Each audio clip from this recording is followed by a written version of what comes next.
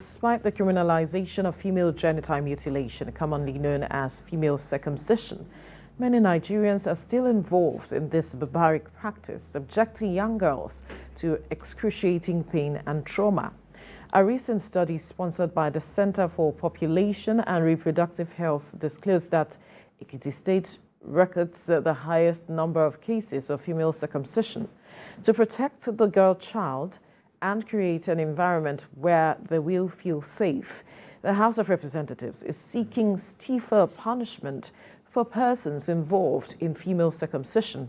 A bill seeking a 4-year jail term and a fine of 200,000 naira has passed second reading at the Green Chamber. Joining us via Zoom is the Executive Director of Hasty Health Initiative, Rhoda Robinson. Rhoda, good morning.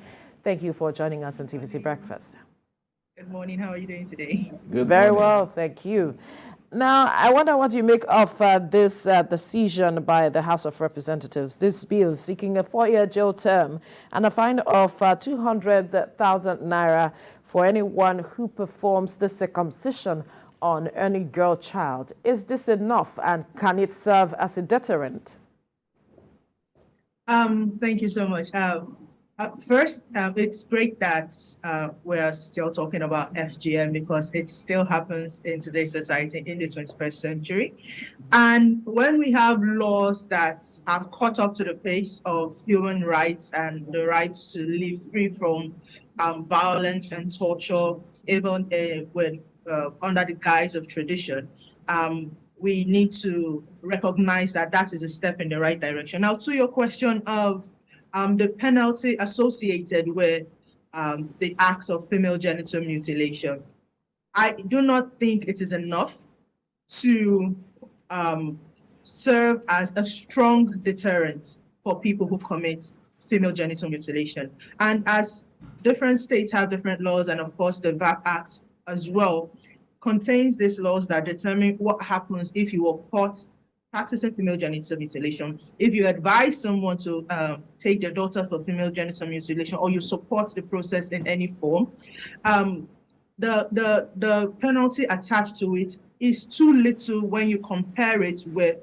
the trauma and the negative effects that come from female genital mutilation. We have both short-term and long-term negative effects, which could range from physical issues, reproductive issues, to mental health issues as well. And putting the price of 200,000 naira on it as a deterrent is something that a lot of people would not see as so much as a way to take it as a serious crime, like it's just 200,000 naira. A lot of, in today's economy, 200,000 naira would not get you a lot. So putting the cost of 200,000 naira as a deterrent would not do a lot. Putting a jail time of 1 to 2 years or 1 to 4 years is a strong deterrent, but it still needs to be increased to show that we are really serious about it and we really consider female genital mutilation as a criminal offense. Yes, we have the laws, but these provisions need to be strengthened so that more people will understand how serious of a crime it is, not just against the girl, but against the society in itself. So if you are looking at the timing that the government that could serve as a strong deterrent or even a fine, what are we looking at? Sorry? If you are looking at the timing, you said that this is not enough. So what timing do you think would be enough in terms of jail term? And what amount do you think could serve? That's the fine now. What amount do you think could serve as a deterrent? I think the option of fine is on itself saying that you can get away with a slap on the wrist. That in itself is saying that. And then when you're looking at serious jail time, you're looking at from 5 years and above. Let people understand that if they are going to affect the trajectory of a girl's life, they should know that a large percentage or a large portion of their own lives would be put at risk as well. And it is not just about the people who cut the girls, that's the excisors or the traditional cutters, or nowadays where we have it in the medical in some errant medical fields as well. It is about people who actually take their daughters for female genital mutilation. It's about families who support the process as well. That if you are found to support this act, you also are liable or are likely to also serve the time. So that will send a stronger message to the communities that this is no longer tolerated on any means, and it is not just a slap on the wrist punishment that you get if you are caught. All right, Rhoda, for enlightenment purposes, a lot of persons may still not understand when we talk about the dangers of FGM or female genital mutilation and all of that. Can you make us understand? Because you mentioned earlier the short-term implications and the long-term implications. Can we run through some of these things for enlightenment purpose so people can understand what these things are? Yes, definitely. And I think surprisingly, a lot of young women are survivors of female genital mutilation. A lot of them do not know that they are survivors because they've been told that it's a normal part of life. So they do not recognize that they are suffering from some traumatic experiences. Now, when you're looking at the short term, in the immediate time when the procedure is done, the girl is at risk of severe bleeding. She's at risk of infection. She's at risk of permanent damage to that area, to the reproductive, to the urinary tract. She's at risk of those damages and that infection. In the long term, this can cause severe reproductive health issues. In some types of female genital mutilation, where the entire outer genital area is removed and the area is sewn shut, some cultures call it this two deaths, because at the point at which it is being sewn shut, they are going through immense pain. There is no anesthesia that is given to the girl when she's going through that thing. And then when it is being cut, either when she's getting married or when she's giving birth, they have to open the area again. And this puts her at risk of medical issues like keloids, reproductive issues. Obstetric fistula is also one of the medical issues that comes from female genital mutilation. And because they are both the severe aspects of female genital mutilation, as well as the not so severe versions, which is most common around Southwest Nigeria, a lot of people do not still see that this is a serious problem. They tend to get away with it that, okay, nobody has actually really died from the process, whereas people do die from female genital mutilation. Women lose sexual feelings in that area when they've gotten female genital mutilation, and this affects their normal life. Even as young women, as married women, when they get into families and when it's time for reproduction, it causes friction within the man and the woman, the wife, the husband and the wife, when it's time for sexual intercourse. And I think these are some of the issues that we need to bring to the forefront, because a lot of women do not talk about this. They do not recognize it as something that they did not need to go through. And we need to start putting that on the table, that no woman has to go through this process. We understand the cultural and the traditional principles that surround the practice, and we're saying that you can still maintain the integrity or the culture of your people or the belief systems that you have without subjecting women and girls to this practice. Female genital mutilation does not stop promiscuity. Female genital mutilation will not guarantee a male child.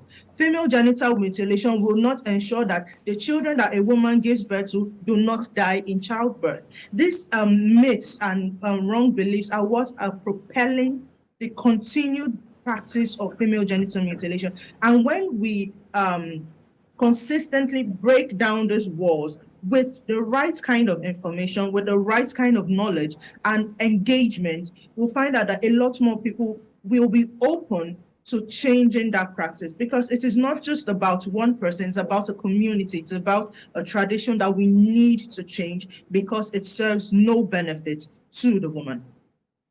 Now, Rhoda, you said some persons do not see reasons why they shouldn't take part, in being circumcised. And because it is something that has been passed from one generation to the other. And I am wondering how much of a challenge this pose in the drive to ending this matter of female genital mutilation when victims do not see reasons why they shouldn't be circumcised? Yes, this is one of the major issues that HACI is working on through the Stop Court project. Now, currently, we're working in 3 states, excuse me, 3 states in Southwest Nigeria who have the highest prevalence of female genital mutilation in the Southwest. That's Oyo, Osun, and Ekiti states. And one of the key things that we have, that we use as a strategy is engaging with the custodians of this belief and the custodians of this practice.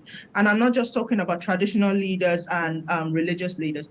I'm talking about family heads themselves, because they are the ones that carry this practice from generation to generation and teach the new generation to come, the new wives that get married into the family, the new daughters that are born that are going to other families. They are the ones that teach them this practice. They are the ones that tell them that it is important to be recognized as part of the family, either as you're coming in or as you're leaving as a daughter. Now, engaging with these people and having them understand, first you need to recognize the fact that, as you said, this is a generational practice. This is something that is passed down from generation to generation, not just on the side of the traditional cutters, but on the family side as well.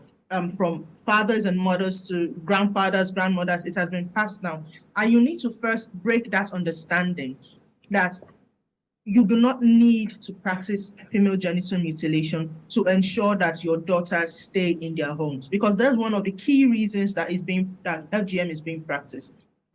They want the daughters to remain faithful to their husbands. They want the daughters to be able to give birth to male children when they go into their new families. And you need to first break that down, that there are a lot of women in society who have not been caught and are doing very well for themselves. They are doing very well in their homes. They're doing very well in their careers. They are good people. They are not subjected to all the fears that these families and this society has. You need to first break that down and giving that understanding of why it is important that we need to stop it, not just for the fact that there is no reason to do it in terms of what the belief system is, but that a lot of people are suffering severe damages because of the practice. That is where it starts from. And it's not just left to the rural communities as well, because a lot of people think that this is something that is only done in villages by the less educated people. It is not. That is not the case. I have encountered and engaged with very enlightened and educated people. Let me use that word instead. Educated people who still believe in the practice of FGM due to their lack of knowledge of what exactly it causes and how unbeneficial it is to the woman. No, so changing that understanding, changing that belief system is what we need to first do. And that includes carrying out a lot of awareness and training and capacity building for community members as well. We'll have to leave the conversation here now, but we must thank you, Executive Director of HACI Health Initiative, Rhoda Robinson, for your time on the program. Thank you so much. It's so good to be here again. Right.